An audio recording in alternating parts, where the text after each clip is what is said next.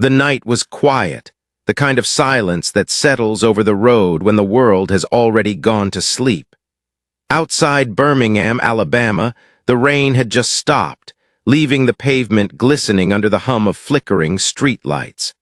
Lieutenant Commander Renee Dawson was driving home after a long 2-hour trip, the kind of drive where thoughts fade into the rhythm of tires on wet asphalt.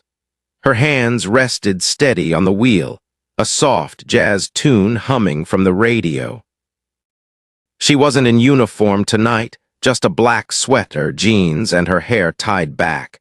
To anyone passing by, she was just another woman heading home. But when the red and blue lights flared in her rearview mirror, everything shifted. The reflection of authority, power, and history blinked against the darkness. She'd been in the military long enough to know how these encounters could go. As she eased to the shoulder, signaling properly, her stomach didn't tighten from fear, but from fatigue. She had faced worse in war zones, yet somehow this felt heavier. The officer's car stopped behind her. He took his time stepping out, each movement deliberate like a man performing dominance. The name on his badge caught her eye in the mirror, Briggs. His voice broke through the night, cold and commanding. License and registration. No greeting, no explanation, just an order.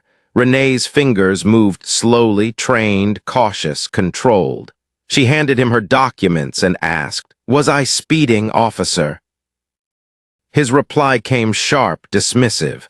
"Tail lights out." She frowned. It was. That's when she saw it, that glint in his eye, the same one she'd seen in men who believed they owned the air around them. She knew what this was, and before the night was over, so would he. Briggs wasn't here to enforce the law. He was here to enforce himself. His stance, his tone, his smirk, it all said the same thing. I control this moment. When he ordered her out of the car, it wasn't because of a broken light. It was because she didn't bow quick enough. Renee exhaled, slow and measured. She'd been trained to keep calm in chaos. It was second nature by now. But as she stepped out into the cold Alabama air, she could feel the tension wrapping around them like static before a storm. "Turn around," he barked. "Hands on the car." She lifted her chin slightly. "For what reason?" His smirk faded. "Are you resisting?" The air thickened. Renee could hear her own pulse, steady like a drumbeat of restraint. "No," she said evenly. "I'm asking a question." That was enough for him to call backup, or at least make it sound that way. His voice buzzed into his radio, a script of authority weaponized. "Non-compliant driver," he muttered, like a lie rehearsed too many times. Then, in a snap decision, he reached for her wrist. She stepped back instinctively. That was all it took. "You're under arrest," he hissed. "For what?" she demanded. "Obstructing an officer." His hand tightened around the cuffs, snapping them around her wrists with a cruelty that wasn't about procedure. "You don't know what you're doing," she said quietly. He leaned close, sneering. "Lady, I know exactly what I'm doing." But the truth, the one he couldn't see, was that this moment would destroy him. Not because she'd resist, but because she wouldn't. The cold metal bit into her skin as Briggs shoved her into the back of the patrol car. The door slammed shut with finality, a sound that echoed in her memory like every injustice she had ever seen go unchecked. Through the partition, she caught her reflection, calm, poised, and unbroken. Her wrists burned, but her composure didn't crack. She had survived boot camps and foreign interrogations. This was just another kind of battlefield. Outside, Briggs strutted back to his car like a man who believed his badge was a crown. He didn't know that the woman in his back seat outranked most of the men who trained him. He didn't know her file sat decorated in the Department of Defense, commendations, honors, service beyond reproach. As the cruiser moved, the red and blue lights splashed over her face like a cruel parody of justice. "Most people keep their mouths shut," Briggs muttered from the front. "And most officers don't arrest people for questioning," she replied. He laughed, shaking his head. You must really think you're somebody." Her voice didn't waver. "I don't think I know." That was the moment he lost control, though he wouldn't realize it yet. When they reached the station, he dragged her through processing like she was just another name on a clipboard. But every fingerprint, every photograph, every moment was quietly building a record, one that would soon turn the tables completely. Because while he was documenting her, someone else would soon be documenting him. The holding cell smelled of old sweat and power abused. The flickering light above hummed, echoing the dull rhythm of footsteps outside. Renee sat still, spine straight, breathing slow, her millet. Discipline kept her calm, even as anger smoldered quietly underneath. She could hear Briggs somewhere near the front desk, laughing, bragging, probably convincing himself this was just another easy night. But he had no idea the phone calls had already begun, one to her attorney, another to a contact whose rank could end his career with a single report. When he swaggered to her cell hours later, his tone was dripping arrogance. "You know, if you just played along, you wouldn't be in here." Renee smiled faintly. "I'm exactly where I need to be." He laughed at that, but there was a flicker in his eyes, a twitch of unease he couldn't hide. Minutes later, a younger officer entered, nervous, holding a clipboard. "Sergeant, you need to take this call."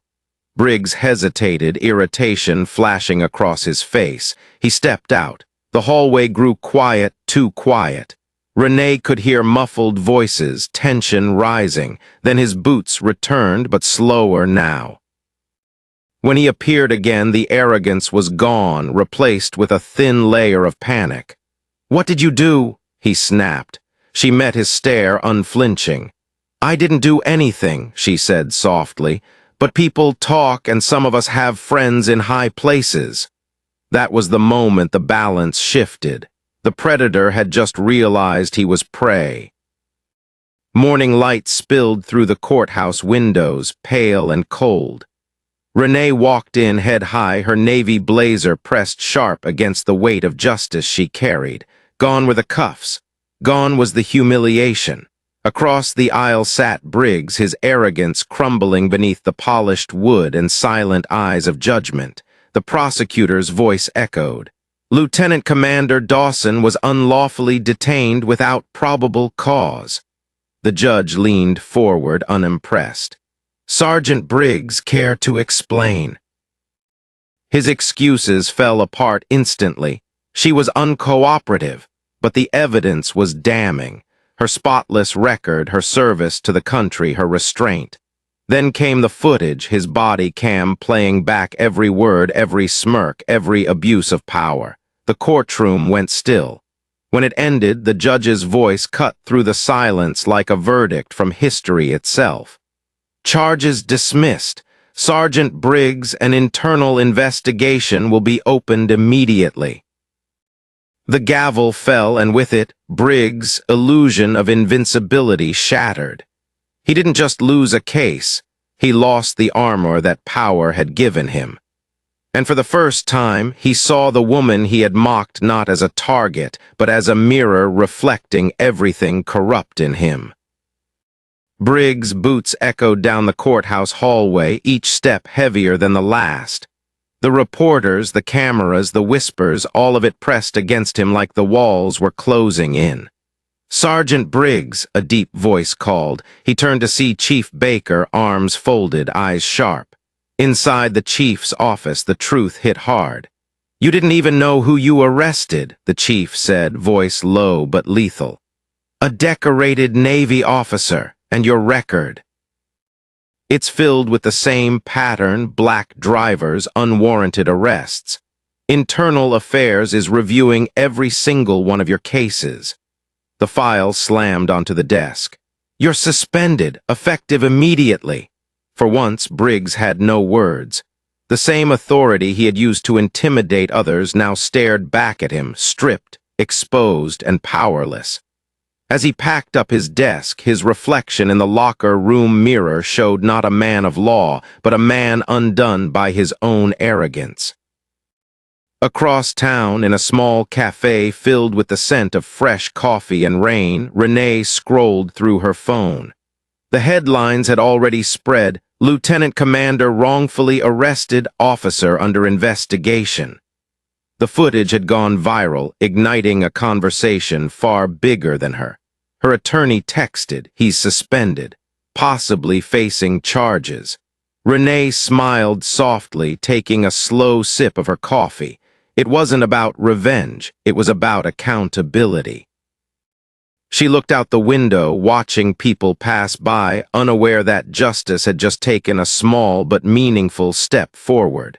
Her phone buzzed again, her captain calling. "You've made waves, Commander," he said. "The Department of Defense might want you to speak on this." Renee's reflection in the glass looked calm, steady. "I didn't ask to be a headline," she said. "You already are," he replied, and deep down she knew this wasn't just her story anymore. It was the story of countless others who never got to tell theirs. When Renee stepped out of the cafe, the sun was breaking through the clouds. Across the street, a young mother held her son's hand, laughing, alive, safe. Renee paused, watching them. That's who she had fought for, not just herself, but every child who deserved to grow up in a world where men like Briggs couldn't twist their badges into weapons. Her steps were firm, her head high. The system had tried to silence her, but she'd turned that silence into strength.